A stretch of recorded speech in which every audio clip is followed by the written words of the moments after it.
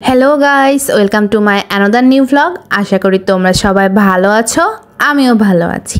আজকে তোমাদের জন্য নিয়ে এসেছি দারুণ মজার একটা রেসিপি, নান আর সাথে হচ্ছে চিলি চিকেন। চিলি চিকেনের সাথে কিন্তু নান খেতে আমার দারুণ লাগে। তোমাদের কেমন লাগে অবশ্যই কমেন্টে জানিও। তো তোমরা দেখতেই পাচ্ছ যে এখানে আমার চিলি চিকেনটা রেডি হয়েছে। মেইনলি অত ডিটেলস ক্লিপ নেওয়া পসিবল হয়নি, একটু তাড়াতাড়ি রান্না করছিলাম। তো এটাতে কিছুই না, চিকেনটা প্রথমে একটু হচ্ছে সব রকমের মশলা দিয়ে তারপর কর্নফ্লাওয়ার দিয়ে কোডিং করে নিয়ে ভেজে নিতে হয়। দেন হচ্ছে সব কিছু নর্মাল মুরগির মতনই রান্না করতে হয়, বাট এখানে টমেটো সসটা ইউজ করতে হয়, একটু চিনি ইউজ করতে হয়। তো তোমরা দেখলেই যে আমার ওইদিকে মাংসটা কখন মোটামুটি রেডি। এখানে আমি হচ্ছে নানের জন্য আগে থেকেই ময়দাটা মেখে রেখেছিলাম। আর যেহেতু ইস্ট দেওয়া ছিল, তোমরা দেখতেই পেলে কি সুন্দরভাবে ইস্টটা অ্যাক্টিভ হয়ে ময়দাটা ফুলে গিয়েছিল। তো এখন হচ্ছে আবার কিন্তু এটাকে ভালো মতন মাখামাখি করতে হবে। মেইনলি নান যে ওই নরম তুলতুলে ভাবটা আসে, এটা কিন্তু পুরোটাই ডিপেন্ড করে হচ্ছে এটাকে কত ভালো মতন ছানা হয়েছে তার উপর। তো এটা একটু বেশি নরম লাগছিল আমার কাছে, এই জন্য আমি একটুখানি ময়দা অ্যাড করে নিলাম। বেশি ময়দা অ্যাড করার দরকার নাই মাখানোর পর।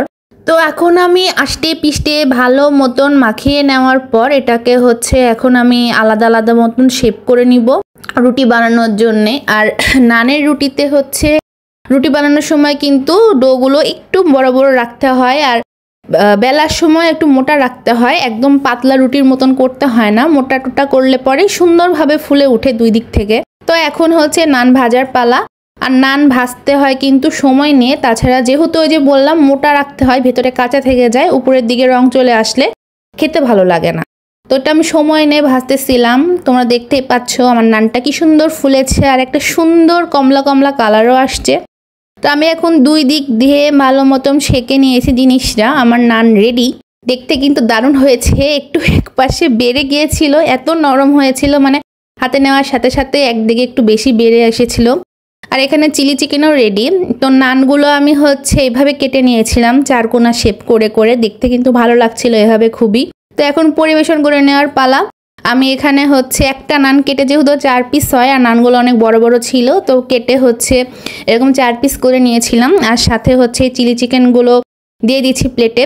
দেখতে যেরকম সুন্দর লাগছিল, খেতে কিন্তু হয় অনেক মজার। ডিনারের টাইমে এটা খেতে দারুণ লাগে। তোমরা যদি বানাও অবশ্যই আমার সাথে হচ্ছে ছবি শেয়ার করো ইনবক্সে, আমি সেটা হচ্ছে ডেতে শেয়ার করব। আর কেমন লাগলো আমার আজকের এই রেসিপিটা অবশ্যই কমেন্টে জানিও।